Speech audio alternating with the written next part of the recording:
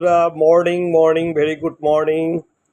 বন্ধুরা, যেটা নিয়ে আজকে আমার এই ফার্স্ট মর্নিংয়ে একটা ভিডিও, কারণ ভিডিওটা না করলেও হচ্ছিল না, কারণ অনেকের সাথেই দেখা হচ্ছে না, বা অনেকের সাথেই মানে দেখা করব সেই টাইমটা হয়ে উঠছে না।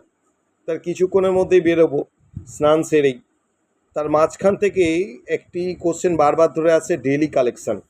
আমাদের যে ডেইলি কালেকশন, প্রপার্টি ব্যাপারটা বোঝবার আপনারা চেষ্টা করুন, প্রপার ব্যাপারটা আপনারা বোঝবার চেষ্টা করুন। ডেলি কালেকশানের অর্থ হলো পার ডে মানি তোলা এবং পার ডে জমা করা। এটা হচ্ছে ডেলি কালেকশানের নিয়ম, ঠিক আছে?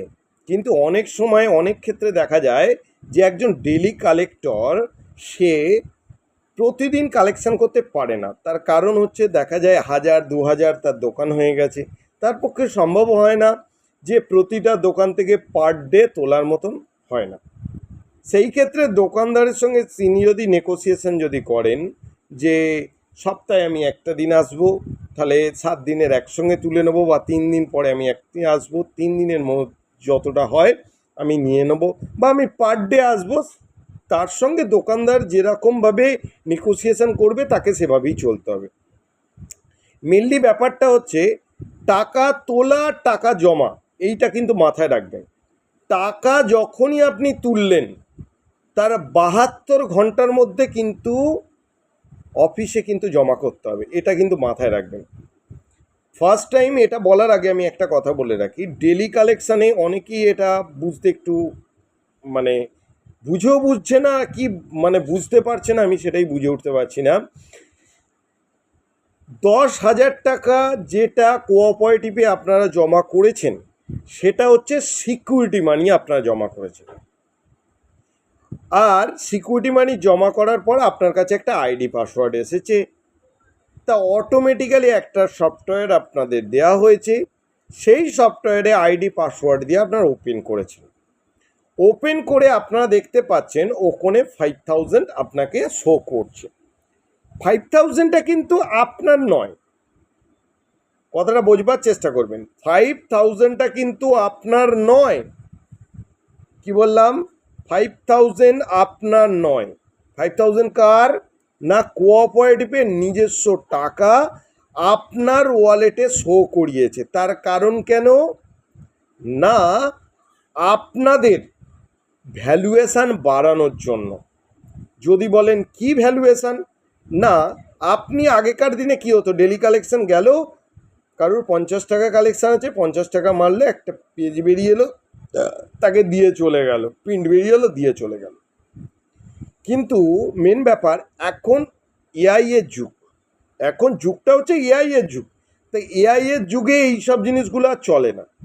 এখন স্মার্ট ওয়ার্ক, তাহলে স্মার্ট ওয়ার্ক করতে গেলে তাহলে আপনার হাতে যে স্মার্টফোনটা আছে সেই স্মার্টফোনেতে একটা সফটওয়্যার দিয়ে দিয়েছে, সেই সফটওয়্যার আপনার 5000 আপনাকে দিয়ে দিয়েছে। এবার আপনি কারোর 50 টাকা গেছেন, নিয়েছেন তার কাছ থেকে 50 টাকা নিয়ে সেই সফটওয়্যার তুলে তার অ্যাকাউন্ট নাম্বারটাকে ক্লিক করে 50 টাকা তার অ্যাকাউন্টে আপনারা দিয়ে দিলেন। তাহলে আপনি যখন সাবমিট করে দিলেন, অটোমেটিক্যালি আপনার ওখান থেকে ব্যালেন্সটা মাইনাস হয়ে 50,000 মাইনাস হয়ে গেল, এই সরি 50 রুপিস মাইনাস হয়ে গেল। সেটা মাইনাস হয়ে কি হলো না, মাইনাস হয়ে ওটা কাস্টমারের অ্যাকাউন্টে ওটা হিট করে গেল। কি বললাম? আপনার ওখানে মাইনাস হয়ে কাস্টমারের টাকা আপনার অ্যাকাউন্টে হিট করে গেল। তাহলে সঙ্গে সঙ্গে কাস্টমারও একটা মেসেজ পেয়ে গেল যে আমার অ্যাকাউন্টে এই টাকাটা হিট করেছে। কথাটা বোঝবার চেষ্টা করুন। আপনার সফটওয়্যারের কাজ হচ্ছে যে এই টাকাটাকে আপনি ওখানে সাবমিট করালেন এবং কাস্টমারের অ্যাকাউন্টে ওটা হিট করে গেল। ওই যে 50 টাকা যে আপনি মার্কেট থেকে তুললেন, এটা কার টাকা?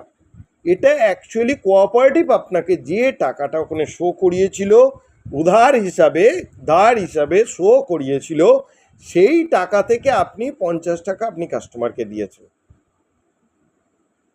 সেই কাস্টমারের কাছ থেকে 50 টাকা যে আপনি যে তুললেন, সেই টাকাটা 72 ঘন্টার মধ্যে আপনাকে অফিসে জমা দিতে হবে।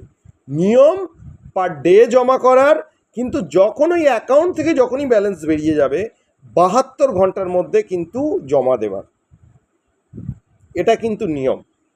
72 ঘন্টার পরে যদি জমা না দেন তাহলে আপনার সিকিউরিটি ব্যালেন্স থেকে আপনার কিন্তু মাইনাস হয়ে যাবে।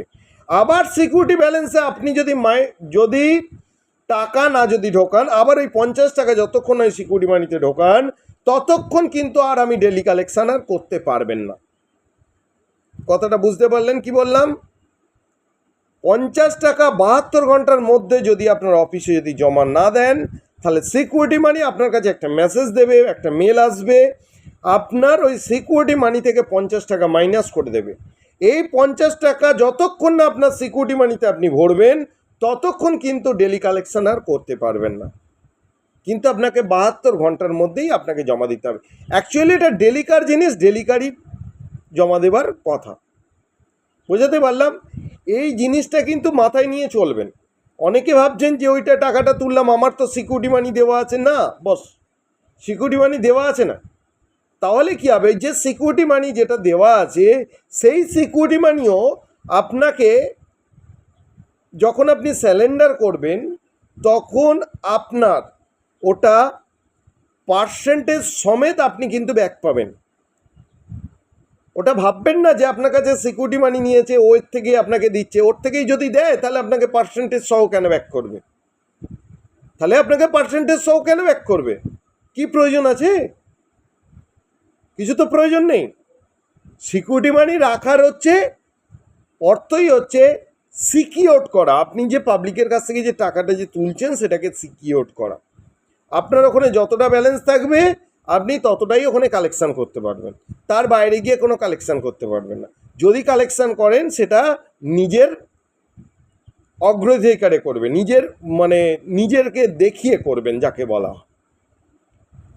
তাহলে বুঝতে পারলেন ডেলি কালেকশানটার ব্যাপারটা কি।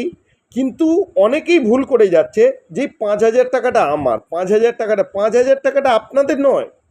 5,000 টাকা যদি আপনাদেরই হতো, আপনারা যে 10,000 টাকা যে সিকিউরিটি মানি দিয়েছেন সেই 10,000 টাকা সিকিউরিটি মানি আপনি পার্সেন্টেজ অনুযায়ী আপনি যখন স্যালেন্ডার করবেন আপনি তাহলে ব্যাক পেতে পারেন না। তাহলে কোঅপারেটিভ আপনাকে পার্সেন্টেজ সহই কিন্তু ব্যাক করবে। আর সিকিউরিটি মানি আবশ্যক, সিকিউরিটি মানি আপনাকে দিতেই হবে। আর আপনাকে বলছে না যে আপনি 5,000 আপনি আপনার সফটওয়্যারে এক্সট্রা করে সারাক্ষণ ভরে রাখুন, এইটাও কিন্তু কেউ বলছে না। আপনাকে ওখান থেকে উধার হিসাবে দেওয়া হচ্ছে, সেইটা তুলে নিয়ে সেটা অফিসে গিয়ে আপনাকে জমা করতে হচ্ছে। ধন্যবাদ, ভালো থাকবেন, সুস্থ থাকবেন। আর আজকের দিনের জন্য রইল অনেক অনেক শুভেচ্ছা। কর্মক্ষেত্রে অগ্রগতি হন। আর একটা কথা মাথায় রাখবেন,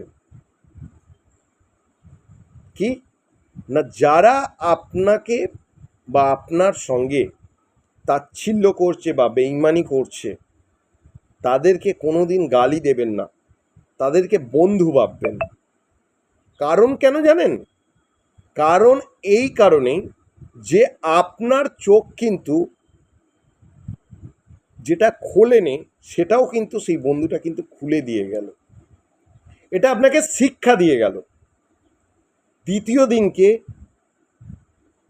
এই ভুলটা আর যেন না হয়। তাই বেঈমানকে, যারা বেঈমানি করছে তাদেরকে কোনোদিন অভিশাপ, কোনোদিন কিছু দেওয়া উচিত নয়। কারণ তাদের দ্বারাই কিন্তু আপনি কিন্তু শিক্ষালাভ করলেন, বা তাদের দ্বারাই কিন্তু একটা জীবনের একটা পথ আপনারা খুঁজে পেলেন। কর্মের ক্ষেত্রে অগ্রগতি হন এবং ডেলি কালেকশান, আরডি কালেকশান এর উপরে ভালোভাবে যতটা পারবেন প্রেশার দিয়ে কাজ করুন। দুর্গাপূজার সামনে চলে এলেও শারদ শুভেচ্ছার সঙ্গে সঙ্গে কিছু দিনের মধ্যে মহালয়ের আগমন, মহালয় চলেই আসছে, তা বিজনেসটা করতে হবে। বিজনেসের প্রতি ধ্যান জ্ঞান দিন। শুভ সকালের আন্তরিক শুভেচ্ছা এবং অনেক অনেক অভিনন্দন রইল।